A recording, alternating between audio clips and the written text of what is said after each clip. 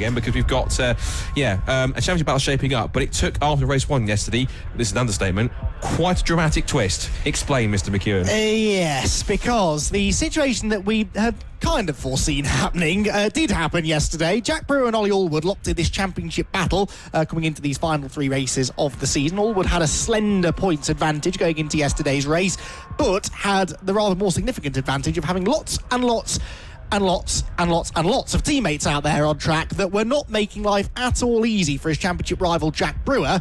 Brewer was getting shuffled back in the pack. I think the red mist descended a little bit and he went for a slightly rash move down at Graham Hill Bend, tagged one of Oliver Allwood's teammates, Fraser Fennick, into a spin, and after the race it was deemed by the clerk of the course that it was his fault, Jack Brewer's fault that is. So a post-race penalty was applied and some penalty points as well, we believe, applied to his score too. We were actually waiting for confirmation on how many that was, but we believe it may well be 9 points, I think we settled on, didn't we, that he would lose as a result of that contact. So all of this means Ollie Allwood comes into this, the penultimate round of the championship, with potentially over 25 points in hand over Jack Brewer in second place. We'll get into that in more detail in a moment. Let's first take a look at how they line up on the grid then for this 15-minute race. Brian Trott and Ollie Allwood on the front row. So Allwood, the championship leader, also has a good grid position here based upon the result from yesterday's race. So Trott the winner, Allwood was second. Zach Oates starts third, I should say, with Callum Greatrex alongside.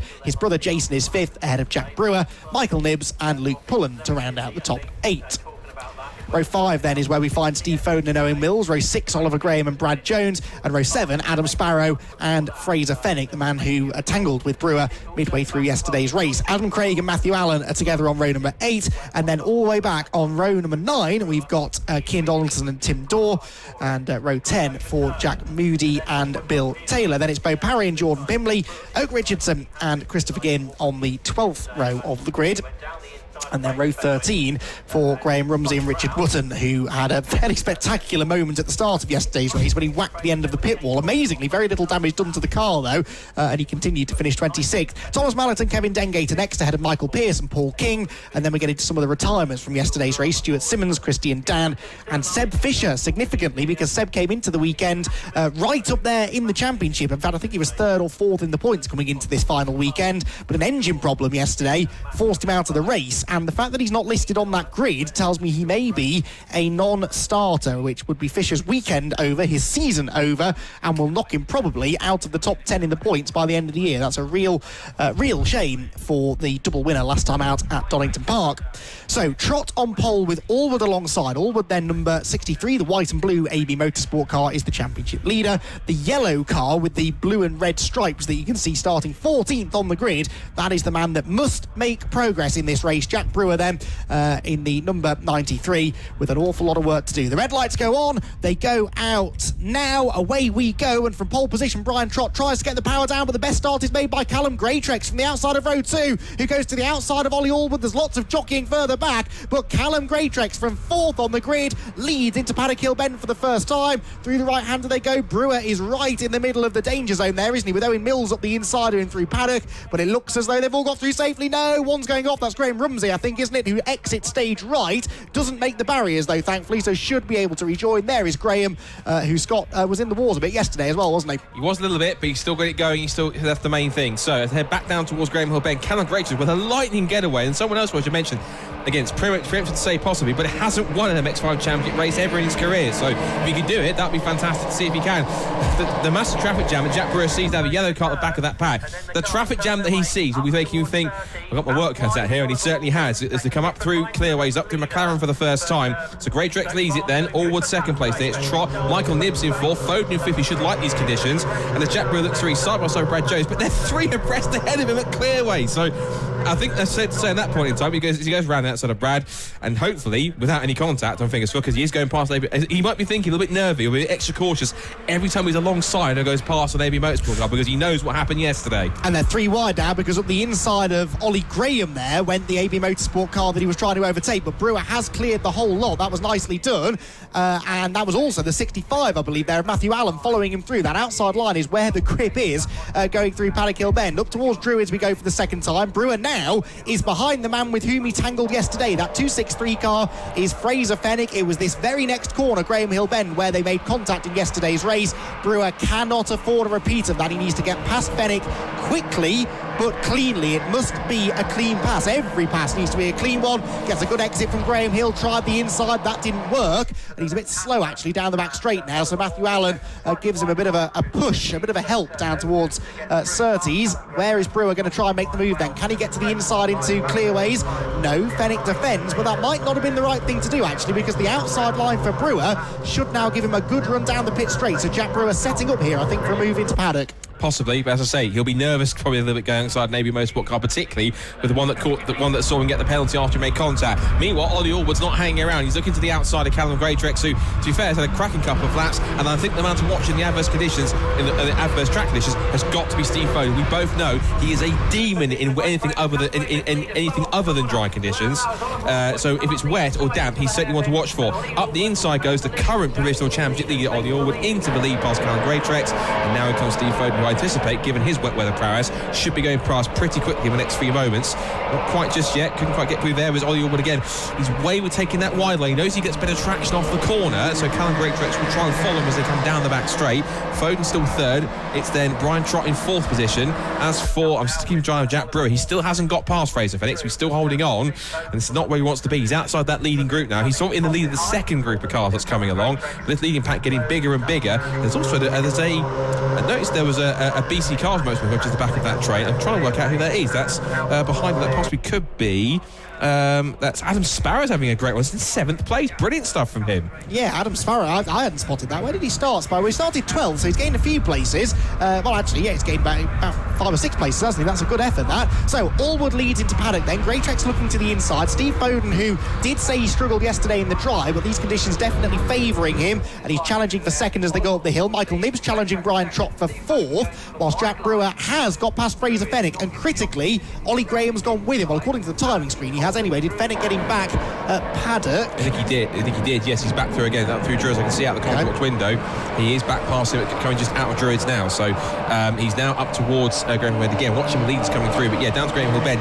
He's gone back through against Fenwick, and also now he's back under pressure from both Graham and Allen. So right now, whether it is a team tactic or not, I think the aim is for Jack Brewer to start getting frustrated again. And unfortunately for Jack, I'm afraid at the moment it appears to be working. Yes, because if he can't get through, he's losing a good chunk of points here to Allwood. He needs to beat Allwood in this race. It's as simple as that. Ollie is leading the race. Brewer is stranded down in 11th place. So, yeah, Fenwick was behind Brewer and Graham at the line, and then back ahead of them again by the time they came out of paddock. Not quite sure how that happened. Leader Allwood getting away now, I'd say, out in front. He doesn't have the fastest lap, though. That belongs to Steve Foden. I do think that if Foden can clear Greatrex, he's probably got something for Allwood, but he's struggling to break into second place just now. Again, Nibbs goes to the inside of Trott through paddock, and this time gets fully alongside coming out of the corner. Helped a bit by the fact that Trott gets sideways over the curb. Greatrex to the outside, a myriad of different lines being used at Druids corner. Foden to the inside of Greatrex. That's not going to work, really. Brian Trott and Michael Nibbs both sideways. Foden out of shape as well. Is getting down to that really greasy situation now, isn't it, that the drivers do not enjoy. And whilst all of this is going on, Scott, I do now spot that Jack Brewer is finally ahead of Fraser Fenwick. The trouble is they're about 3 seconds behind this group. Yeah, what will help is the clear air that he's got now. So he's going to try and pick his way back up to the back of this train. The first car to come across is Jason Greatrex, who's at the tail of the field, whilst Callum Greatrex is just about at the front of it behind Ollie Allwood as they come through. Here goes Adam Sparrow having a great run. He's up the inside and having no regard at all for third place man in points. Brian Trott up the inside he goes, and he's almost about got him, but the track should be there, and they're at it again this time. Fraser Fenwick back up the inside and making Jack Brewer's life even more difficult. Now they're going to be 3 abreast, side by side down the pit straight. Allwood in the middle, not where he wants to be. He's going to probably back out with thinking, nope, I'm ahead of Jack Brewer. I don't want any part of that at all. Up the inside goes Michael Nibbs. I suspect that Ollie Allwood obviously would like to win the race as Nibbs goes sideways on the exit paddock and back past Allwood. His mindset's thinking, don't get involved if you don't need to. Just pick the points that you need. You're ahead of Brewer anyway. If you're still ahead of Brewer, you're still scoring more points than him. So just get the thing to the finish, get it ahead of Brewer and stay ahead, bank the points and get one step closer to provisionally getting one hand on that trophy. Luke Pullen now up alongside Michael Nibbs. Callum Greatrex out on the grass sideways in front of the championship leader, and it's moments like that where you realise just how much peril Allwood is still in, because a non-finish now would ruin his championship hopes, even with Brewer somewhat further down the order, still stuck in 11th place behind Fraser Fenwick. If Allwood were to non-finish, that changes everything, because he can't drop the scores from this final weekend. He somehow survives it in third position. It's Foden that's disappearing now, and I think that's probably the last we'll see of Foden in this race, because he's clearly got the superior pace. Second for Greatrex, third for Allwood, fourth for Trott, fourth for Pullen. Yes, that is Luke Pullen, isn't it? In fourth position, Brian Trott in fifth, and the rest of them streaming through behind. In the background, looks like Brewer's back ahead of Fenwick for now, although that may well change at the very next corner. To the outside goes Nibbs. That is Sparrow up the inside. Nibbs is sideways, and that is the battle for 7th place. Steve Foden starting to get away here, living up to his wet weather specialist status, as the two AB Motorsport cars again going to combat. They're all getting together now. Now, well, finally again, I say finally, hopefully, Jack Brewer gets back through, but Fenwick once again will look round the outside, and he really is making, as he's probably has tried to do all weekend, making it difficult for Jack. He's going to try and go around the outside again. AB Motorsport cars are at play here. We've got Zach Oates in there scrapping with Michael Nibbs. Also in there too is Brian Trott and in the mix as well. And looking out the window again, Brewer's got past, but again, now that Fraser Fenwick is in there, he's got Graham and Matt Allen in the mix as well, and he's basically just frustrating the heck out of him. It's incredible. So Fraser Fenwick's probably enjoying it, but given the battle that he's having, probably can't say the same for Jack at the moment. Yes, and I don't believe there's much love lost between those two, certainly after yesterday. Look, they're back side by side again. Back up the inside goes Fenwick. He won't let Jack Brewer have this place. It's not the fact that they're fighting for 10th place that is the issue here. It's the fact that he doesn't want Brewer to make any more progress towards Ollie Allwood, and that really did delay Brewer, because now he's got Ollie Graham going to the outside, and Graham may well go through. Then the next car behind is Allen as well. He pulls to the outside line, and for Jack Brewer, it's all just starting to slip away now. Can he fend off Graham? Well, he can on the way into paddock, but he takes too much curb. He gets sideways. Graham back up the inside line again. Fraser Fenwick doing his job perfectly here for the team, isn't he? He is well and truly disrupting the progress of Jack Brewer, because now to the outside goes Matthew Allen. This could be another place lost for the man that's second in the championship. Just about hangs on for now. He is talking about the word jeopardy. It's really not working out for him, is it, as they come back through? He's spotted something else. Callum Greatrex slow from second place. Oh, that's a shame. Callum Greatrex had such a great start. He's pulled it straight off onto the road again, but he's just off camera on the left-hand side. That's the other flag you saw at the bottom of the screen there. That was from Callum Greatrex pulling off the road, I'm afraid. So yes, there he is, unfortunately. That's a shame. He had such a good start in the lead at the front, and that just showed how much pace he had, not just the wet, but how much pace he's had all weekend. So I hope they can get that car out for the final race, and I think he'll be one to watch for coming through from the back of the grid, because he's certainly got the pace to hold with the leaders, and certainly if he keeps that pace up, if he does come back next year, which I'm almost certain he will, it's going to be hopefully one of the drivers who will look out to get his first race win. Meanwhile, at the moment, I think it's safe to say that out of those 6 front running cars, 4 of them are AB Motorsport cars. So I think the phrase is well, apart from Steve Foden, AB Motorsport Racing Demonstration, I call it. Yes, and I doubt we'll see any of them overtake Ollie Allwood now for second place. Although we said this yesterday, and actually there were 1 or 2 of them. Zach Oates in particular was making life difficult for his teammate towards the end of the race, and Brian Trott didn't choose to give the victory up to his teammate, and nor should he. So although they do work well together as a team, it's not like we see team orders specifically from them, as in drivers being instructed to give places away and such like. So which is good. That's how it should be, really. Steve Foden doesn't really have to worry about any of all of this, because the Mike Comber run driver makes his way through clearways, 2.5 seconds to the good. When it's wet, he is one of the best in the field, actually, and certainly this weekend they've really got a good wet setup on that car, and he has disappeared ever since getting the lead. He's got 4 minutes and 40 seconds left on the clock now, and looks as though this race victory is pretty much within grasp. Behind, though, still the potential for things to change. Michael Nibbs there going to the outside of Brian Trott. Couldn't do it into Paddock Hill Bend. Again, he tries that switchback. And Nibbs likes that tight line at Paddock, but I'm not convinced it's working for him. He gets up the inside of Trott sometimes, but just never can quite complete the manoeuvre up at the top of the hill. Jack Brewer, by the way, having fallen back behind Fraser Fenwick and Ollie Graham, still can't get back ahead of them. So Jack Brewer 11th, Ollie Allwood 2nd. This would not be enough to wrap up the title for Allwood, but Scott, it certainly would give him a very healthy cushion going into the decider.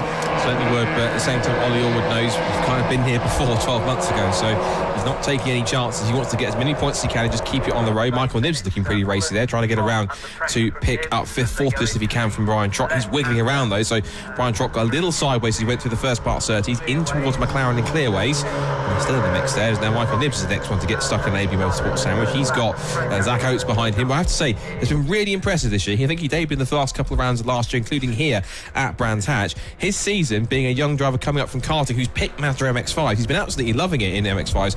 And again, this is kind of a rate proving ground for him as well. If he's going the sports car route, being his little MX-5s, you get a really good grounding in car control and racecraft, and again, setting up on mechanical grip. So he'll certainly be learning that as much as possible. That's for Jack Brewer, though, as there goes Zach Oates. He must be listening. Up the inside he goes towards Druid's bed, but Nibbs is going to hold on, and it's great to see that Nibbs is back up to speed. He had that injury to his wrist towards the beginning of the season. He's managed to get it back going. I think it was Silverstone he picked that up, but got racing again back in the last couple of rounds. Good to see him back on the grid, and showing that now his wrist is either fully healed or not. Just lost none of his speed.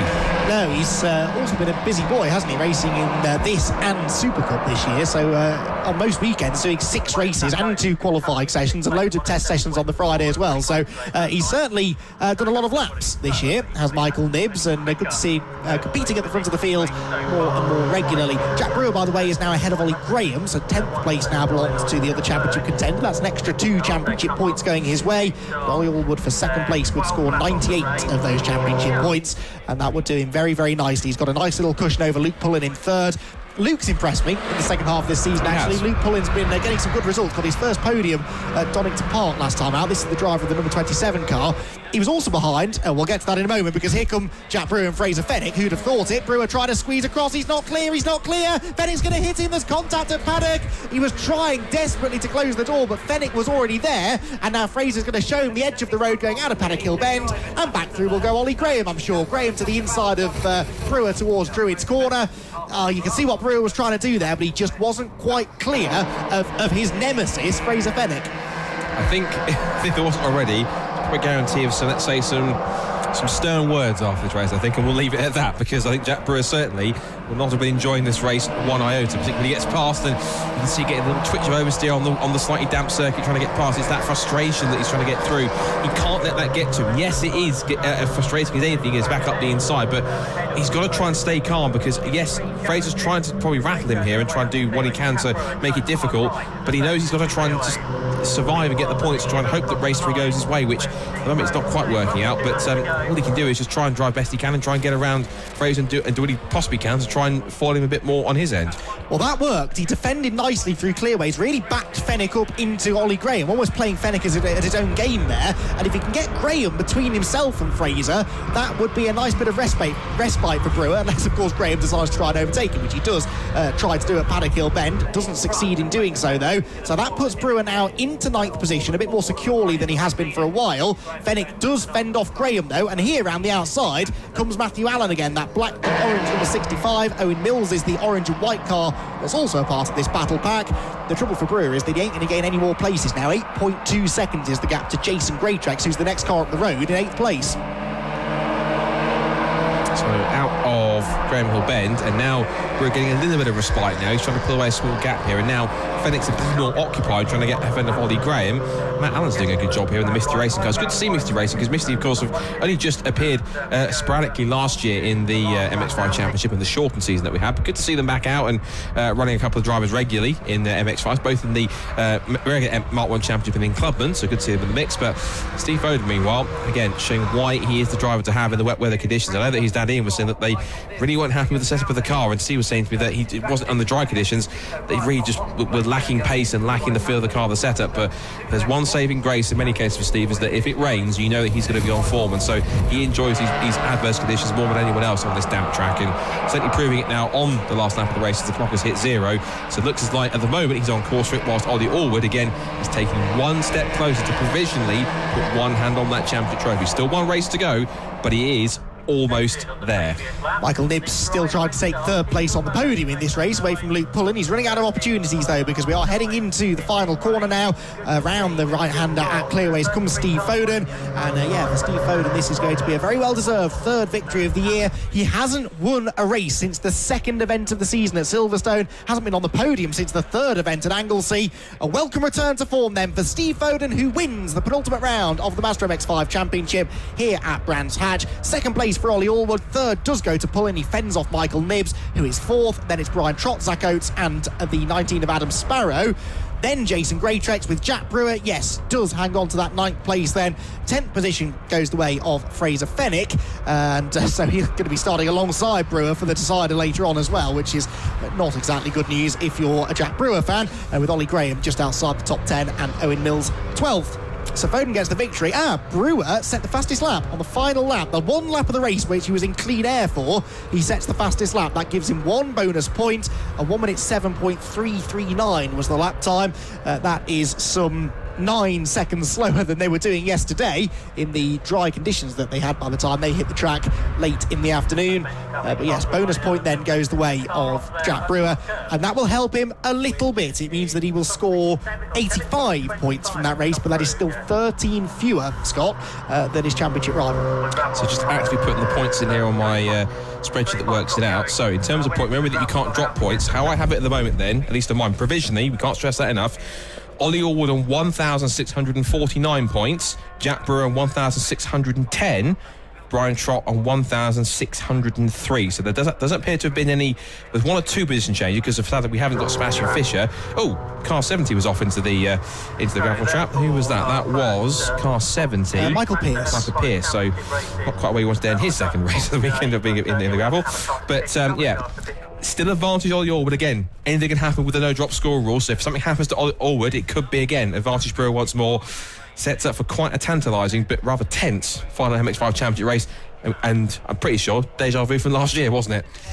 Yeah, most definitely. So Ollie Allwood will have, we think, a 39-point cushion going into the final race with still 101 points to go. The race win, though, goes to Steve Foden. He's going to be very happy about that, I'm sure, and he's about to tell Richard John Neal exactly how happy he is. He's nearly here. Do you know what? We get the drivers doing the celebs, which is absolutely great celebration. Steve Foden taking the very well-earned win. Here he is. Steve, you got your trophy. Looks really good. And you look very happy about it. Is that the third win of the year? Have I got my stats right? Yes, it is, and they've all been in the wet. We had two at Silverstone and 1 today. So another rain dancer.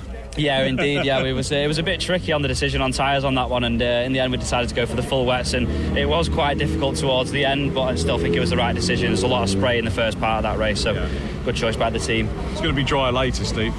Well, we've really struggled in the dry here this weekend. We were really slow in tested on Thursday, Friday, fast in qualifying, put it on pole in qualifying, and kind of went backwards in the race. So we were left scratching our heads yesterday when we finished 9th in the race, well, 9th on the road.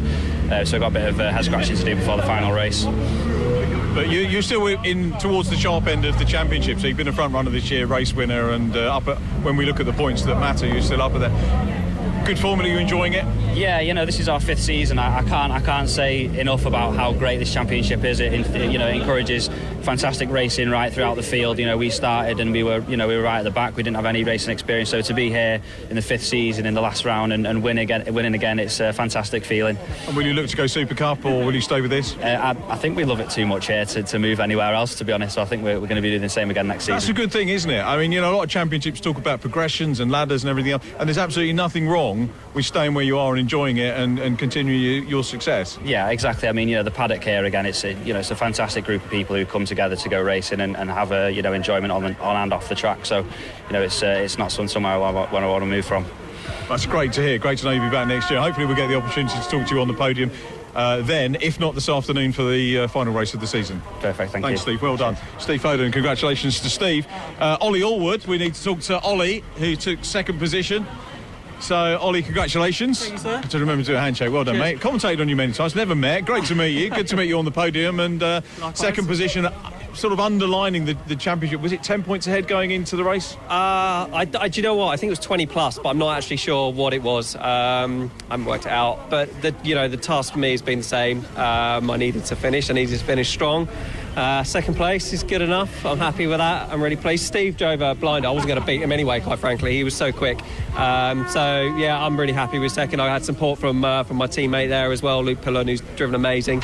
So yeah, really happy. Good day. One more race to go. You nearly got your hand on that trophy. Yeah, nearly, but it's not over to that very last lap on the last race. Anything can happen. It's been tricky conditions out there, so I've got to get my head down, focus one more time. We were here last week, we were doing Jeanettes and all that kind of stuff, and what I'm coming to is not talking about promoting them, but about championship standings and drop scores. And I think this is ingenious what BRSCC and your championship coordinators do, in that the drop scores only go up to the previous round, so you've got to come here. Yeah. It's an entertainment at the end of the day. It says so for VAT purposes, if nothing else. And so you've got to come and you've got to battle it out. How do you feel about that? Because you could have wrapped it up, but you've actually got to go out in that last race. You've got to get that result. Yeah, I'm glad you enjoy it. It's hellish is the answer to that question. It's competition, isn't it? It is. I don't necessarily agree with it, actually. I don't like it. Most championships don't run this sort of setup. And you know what? Like, if you win the championship early, then fair play to you. You win the championship early. So, not a fan of it, but it's the same for everyone. So, we're just going to get on with it. We were entertaining everyone. But anyway, fine driving throughout the course of the season. Great that we had the opportunity to talk to you here. And just onto that last race, is it just stroke it home, or are you going to go for a win? I think we've got to go for the win, haven't we? I think it's going to be dry. We've had good pace in the dry, so let's finish on a high. Ollie, thanks for chatting to us. Well done, and hopefully we'll chat to you either way, I'm sure, after race 2. Well done. Thank you very much, Ollie. The man who finished third was Luke Pullen, who also took the... Is it? Hello? I'm confused now because there's a little M by your name on the timing screen. I was thinking you're the Masters winner, but clearly not. Well, no, actually, I turned 45 the other week. I'm using a lot of moisturiser, so yeah, we're going to stick my skincare brand on the car next year. So no, I think it's just an admin error. I'm 21. Yeah, I'm glad I checked and didn't say he was the Masters winner. But third position, so a good one. Talk us through your weekend so far. Yeah, it's been great. Obviously, testing on the Friday, we had quite a bit of wet running and finding where the wet line was, and with the race being dry yesterday, it sort of mixed up the grid as well. Going into today, I just thought try and get off the line better than I did yesterday and fight my way through, but pretty much just go wide everywhere, take the wet line and try and pick up the pieces where other people make mistakes. And yeah, found myself in third. I thought about going past Ollie once or twice, but I thought, no, he's in the championship, not me. So yeah, let him drive off. But yeah, I think he knows I'm the superior driver. So no, but it was just all fun and games and a great fun drive. You've got another one to do, haven't you? And you'll probably be mid-ish, will it? Third? We don't know how many have been going to be reversed yet. No, yeah, should be starting third, and then hopefully just don't drop back. I'll try not to drop back. Either hold third or move forward. But either way, one podium this weekend. It's my second podium of the season or in racing. So yeah, as far as I'm concerned, this weekend's a win. Good to see young drivers involved in Mazda racing. What's your background and where do you think you might go, or will you stay like Ollie and the other guys?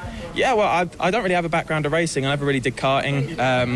I started racing Mazdas last year. It was my first taste of motorsport. Obviously, the season was cut down to sort of half the length. But the great thing about being with AB, I've got people like Ollie and Brian and Fraz, so many names in the team that are always up at the front. And, I can look at their footage and everyone's so helpful. Great mechanics, great team. So, yeah, to be honest, the fact that I'm getting podiums this early on, I wasn't really expecting, but with the support I have around me, it's kind of obvious it was going to happen. So how did you get hooked in? If there's no background, how did you get hooked into the racing? Well, I've always loved motorsport. I've always wanted to race, but I did one kart race when I was about 9 or 10, binned it, and thought, I don't want to do it anymore. And then I broke the kart as well. And then just, money and stuff, and, it was in education. I didn't really think about it. And, 2 years ago, I thought, no, I'm going to do it. And as I say, I'm happy to be with AB to help push that forward as fast as possible. We're happy to see you on the podium. Well done on your first Masters win as well. Yeah, thank you. It's an honour.